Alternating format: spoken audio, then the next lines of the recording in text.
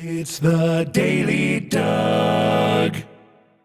Hey, y'all, welcome back to the Daily Doug. Thanks for being with me today. My friends, I have a very special episode for you. A few weeks ago, I had the opportunity to chat with Derek Shulman of Gentle Giant, this wonderful progressive rock band that we've heard quite a bit from over the years. Actually, more on Patreon than we have on YouTube, but we've heard quite a bit from this group. They have, guess what? A new album out? No, it's a re-release. Actually, it's a rebuilt version of In a Glass House, their classic album from 1973.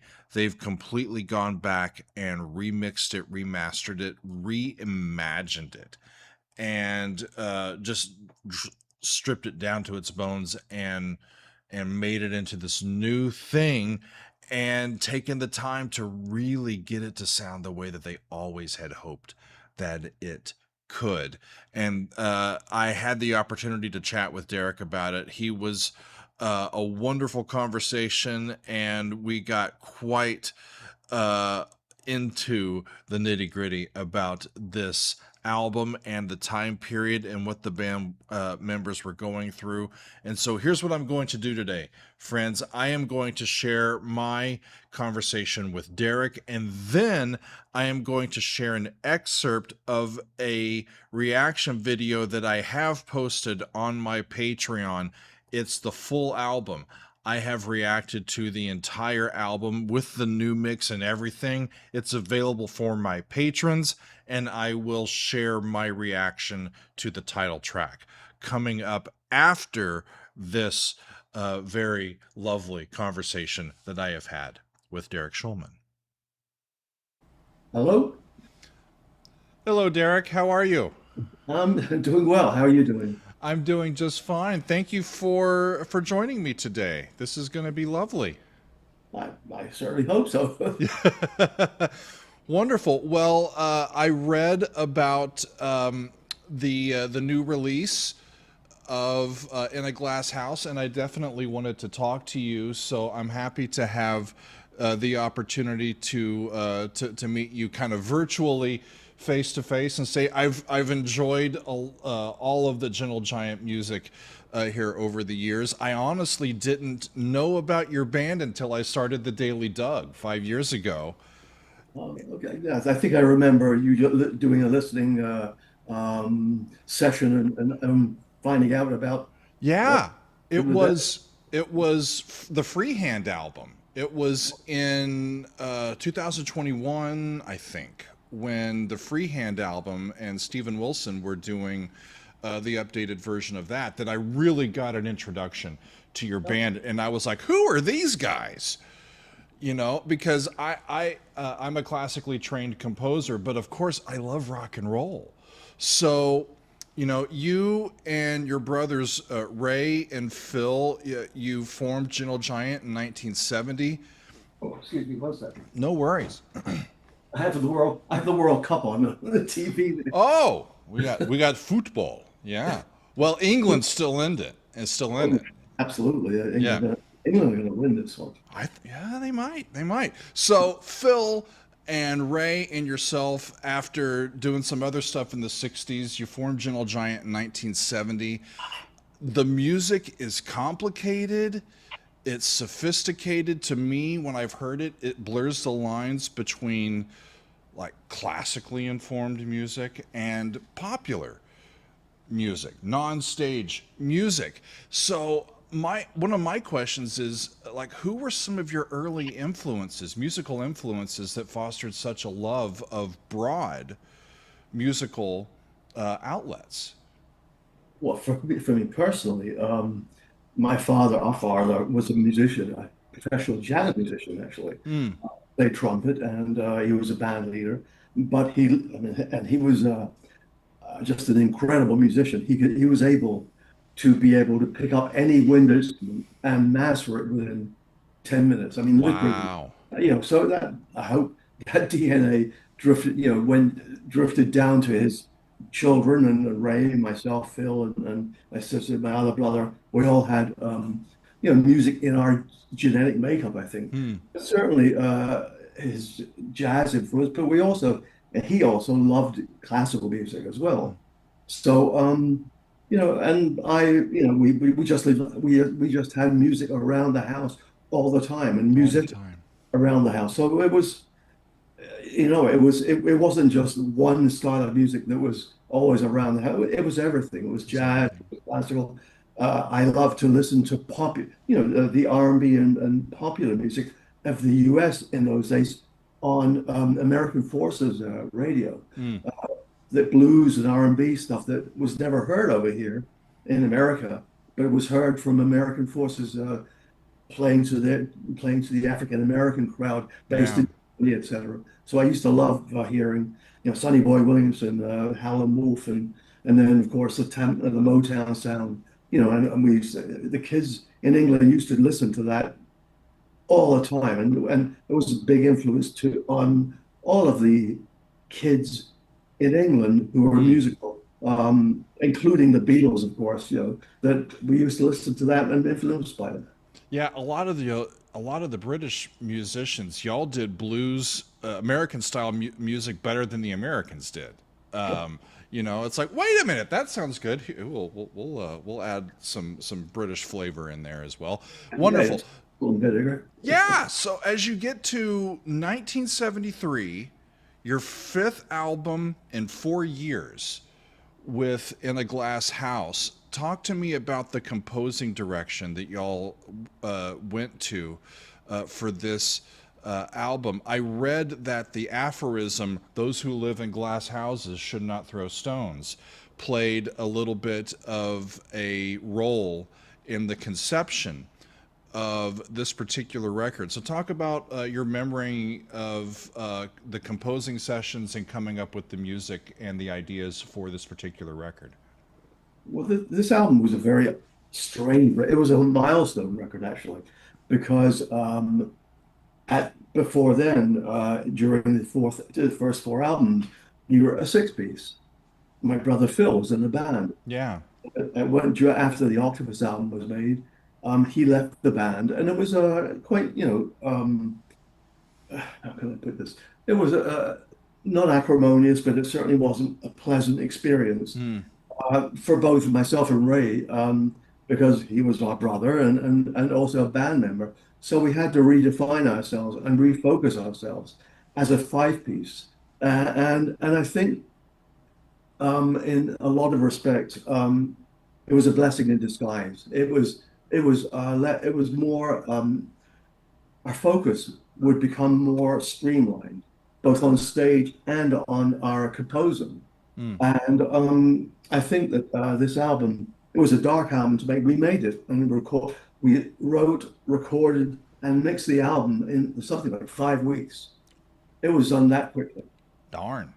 Yeah, exactly. Yeah. And in fact, this is why it's been to me and to the band, it's been a hard album to listen for me to listen to because we didn't really have much time to finish it off and mix it because we'd been booked an American tour right after to supposedly promote this album, which Hmm. is on Columbia Records.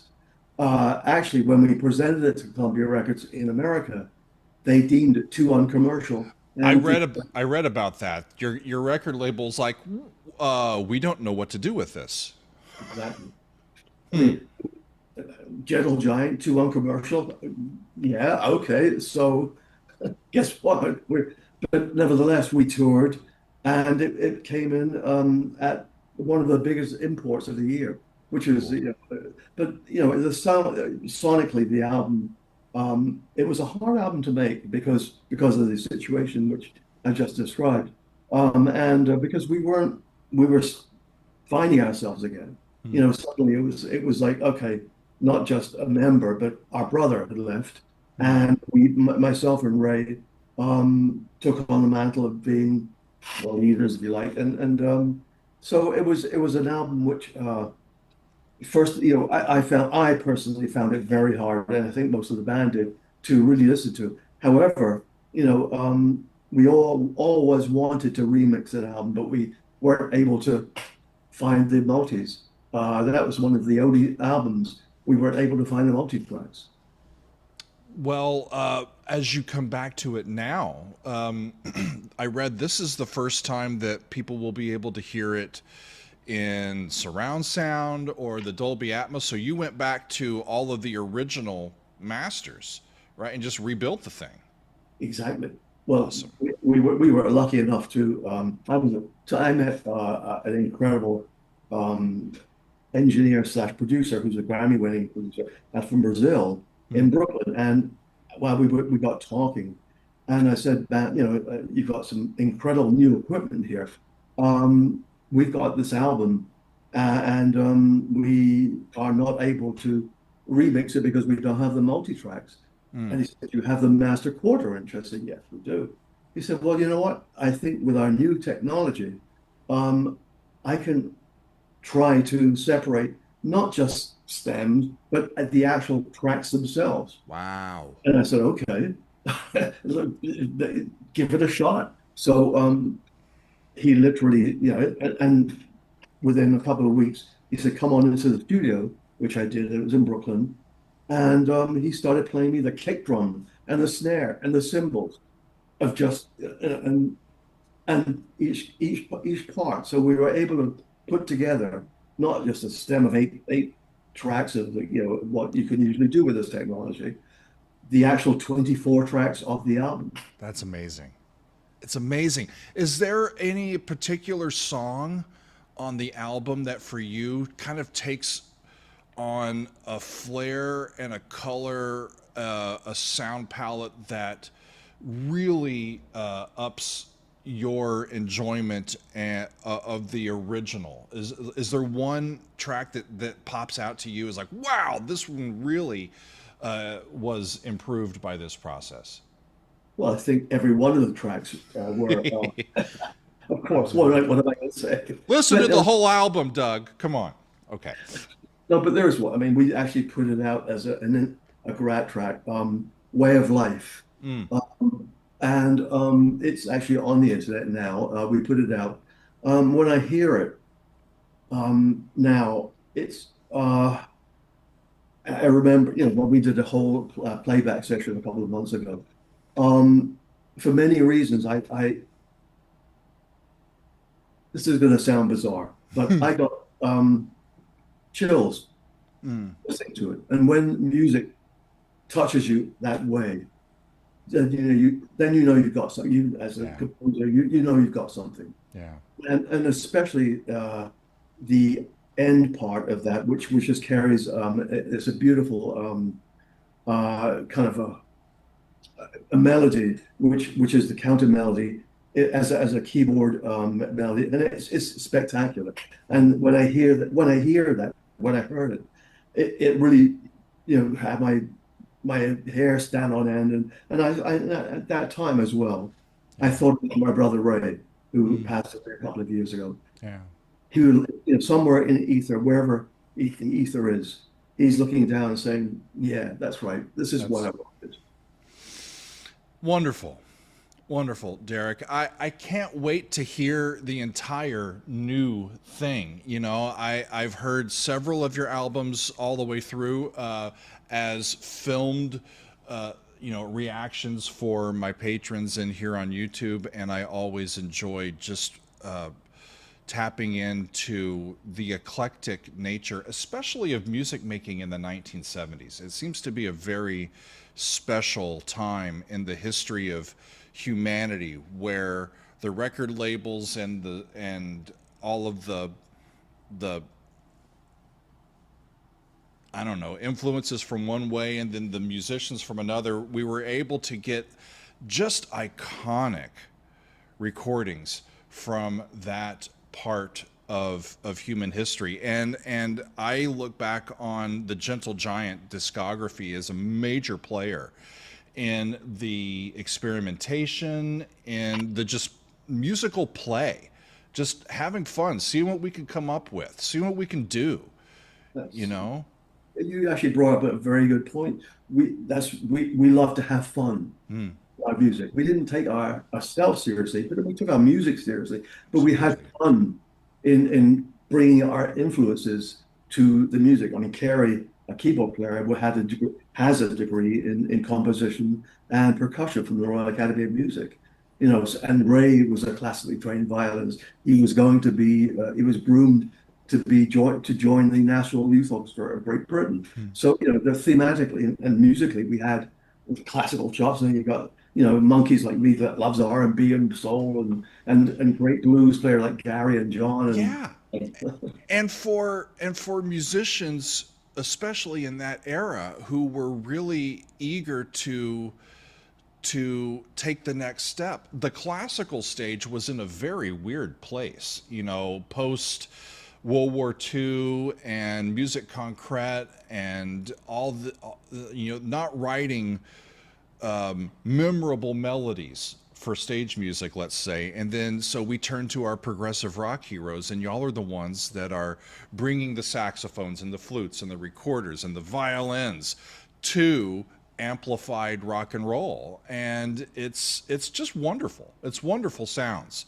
Derek. well, yeah, well, thank you. No, again, there was no how can I put this? When we put the band together, there was no sort of blueprint. Hmm. It was an open page, and the music that we put together was basically the influences of all of the members. We were friends as well, and we all lived on the south coast of England, Hmm. so that we were influenced by each other. We pushed each other musically as well. That's something. We worked really hard to be better for each other. Yeah. And again, we were lucky to have such great musicians in the band. Carrie, Ray, John, Gary, myself and Phil and everyone else involved. And we pushed ourselves. And for the 10 years we were together, I mean, I can't describe, I've had a different career afterwards, but yeah, it was a wonderful experience to be involved in just amazing creativity and hard work. Wonderful. Well, it really holds up, Derek, these many decades later. And I'm going to be listening, I believe, to the title track as part of my presentation here, as we're sharing our conversation, as well as a little bit of the music from the album. So I can't wait to do that. Pre-orders are available now, y'all. You got to go get them. The new edition of In a Glass House from Gentle Giant, it's going to be available in full on July 31st, right? Right. And my best wishes to And you. you have, There it is. There it is. yeah, it has the original, fold out, and let me just see here, just to show you. I'm I gonna got I got some vinyl in my future, and there, yeah, look at that. it is Ooh. like a clear one. A work of art in more than one way, right? So wonderful. Congratulations on the new edition of this classic album. It's been my pleasure to chat with you for a few minutes today. My best to you and to everybody in the Gentle Giant universe, and we'll see you soon. Absolutely, Doug. Good to see All you. right. Be well. What an absolute gift. That was so much fun, and my honor to chat with Derek. Derek, thank you for spending some time with me and chatting about In a Glass House and about your time in Gentle Giant. So, since that conversation happened, I have listened to the entire album. And here's the thing, y'all. I didn't even I I thought for sure that I had heard at least one of the songs on the album. No, I hadn't heard any of it. Somehow, we've heard a whole bunch of stuff from Gentle Giant. Somehow, we hadn't listened to anything from this particular album. So these were all first time listens to me. And what you're about to see is me getting to the very last track on the album, the title track, just having been entertained immensely for the past almost hour of doing the video. And so we were ready to finish out the video and just revel in this title track, and so that's what I'm going to share with you now. This is an excerpt from my Extended Play Lounge full album reaction to In a Glass House. It's the title track from Gentle Giant. Wow, what an incredible album so far, friends. We've gotten all the way through, and we've got one more. It's the title track. It's called In a Glass House, and I am ready to see how this entire thing concludes with all of you. So let's listen to it. In a Glass House from Gentle Giant. Here we go.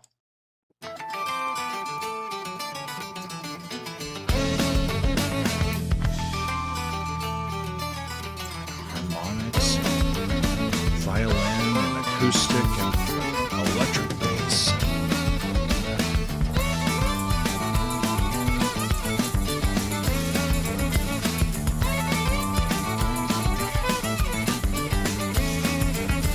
Yeah, my friends that have pointed out how much they admired Ray's playing, I've heard it all throughout this album on display.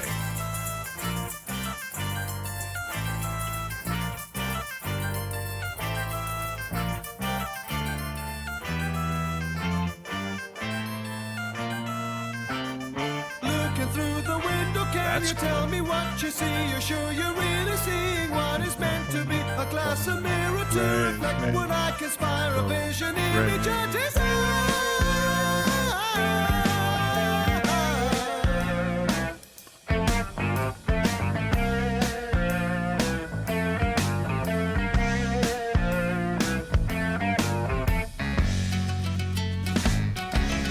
Woo.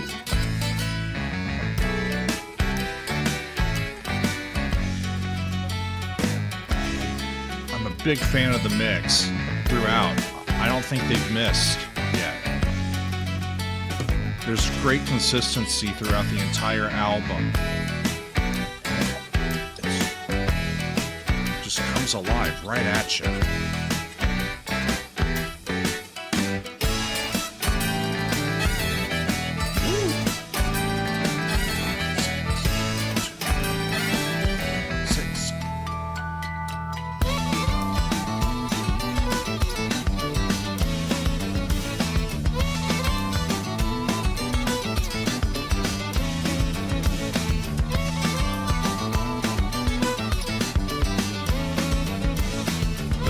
Racking, kind of what we heard at the beginning.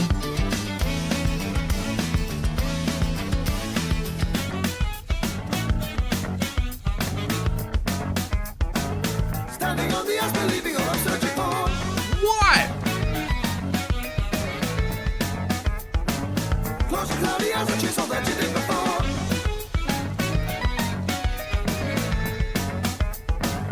Standing on the edge, believing all I'm searching for.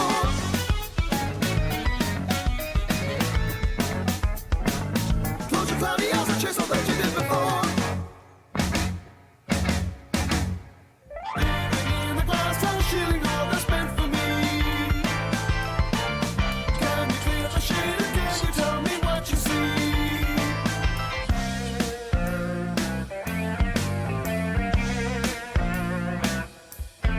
They're so tight as a group, just moving effortlessly from one little idea to another.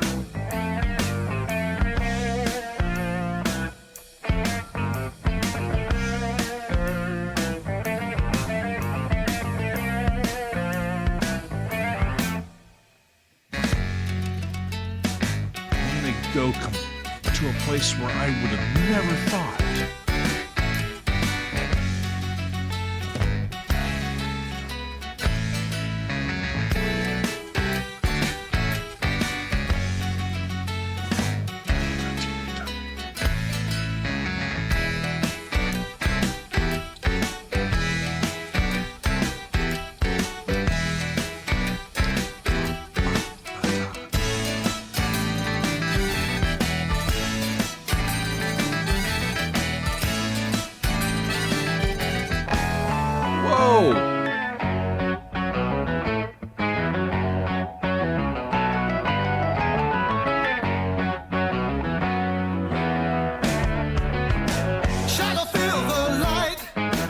till the glass house becomes the night.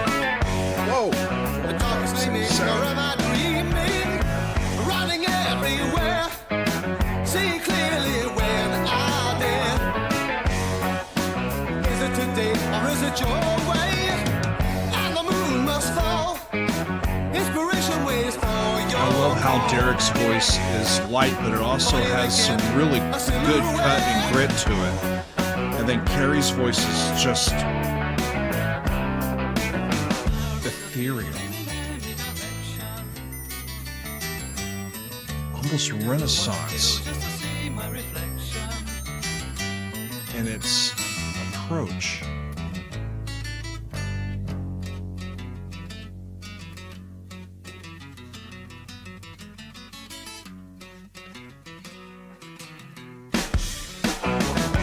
Let's crank the rock instruments back up. Everywhere I go, I look to you for what to do, and only then I see that the glass house is just for Only me. then I see that the glass house is just for me. It's never mine.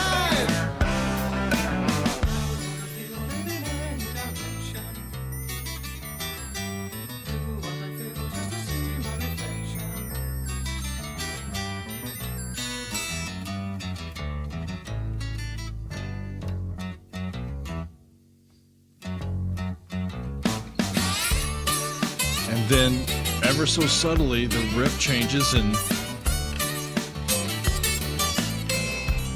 backbeat comes back and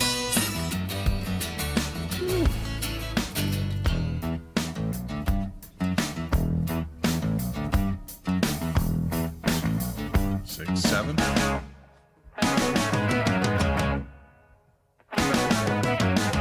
Shadow fill the light until the glass house becomes the night.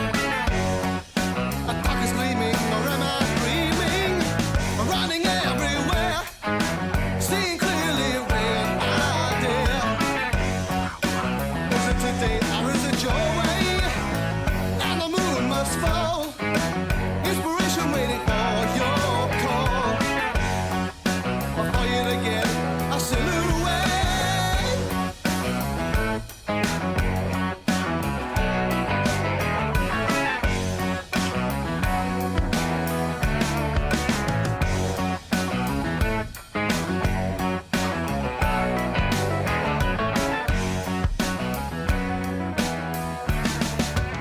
I can't wait to go back and really compare this new mix of the album with the original sounds.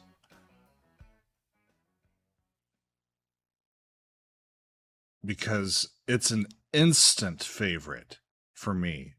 Those 6 tracks just go very, very well together. They've got spunkiness, they're rhythmic, they're melodic. The riffs, the complicated riffs throughout the album are some of the more unique and inspired and fun that I've heard in a long, long, long time. We've heard a bunch of Gentle Giant, y'all, and that it may be an instant favorite. Okay, so there you go, friends. What a wonderful thing. Y'all, if you're just now getting into progressive rock and you're going back to some of these older recordings and you're just being amazed by the sounds that you've missed and you're like me, this is one of these really special albums. It just comes alive and you hear all 5 of these astounding players just in their sandbox, challenging themselves and having a great time doing it with kind of unfettered freedom. It's just wonderful to take part in it. And it's an instant favorite of mine. This album of theirs, especially in their own discography, I think it's a real special album, especially with this new edition that's been dropped. So friends, if you want to see my full album reaction, it is available over on my Patreon. It's patreon.com/Doug Helvering. And we've got quite a lot more from Gentle Giant over there. So Gentle Giant fans, that's where you find a whole bunch of my commentary on this band's music. And for today, my friends, I'm going to say thank you for being with me. That is all for me today. We'll see you next time on another edition of the Daily Doug.